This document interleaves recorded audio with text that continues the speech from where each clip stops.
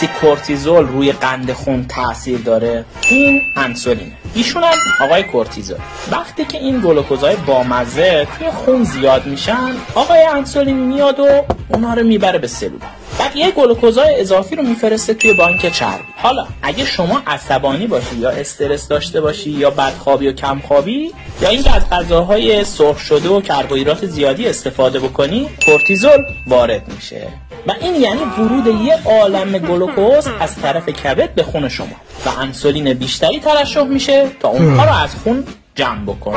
اگه این روند تولید کورتیزول مزمن و روتین بشه، سلولا به انسولین زیادی مقاوم میشن و دیگه گلوکوز رو قبول نمیکنه و این یعنی بالا موندن قند خون، همون چیزی که خیلی وقتا بهش میگید دیابت عصبی.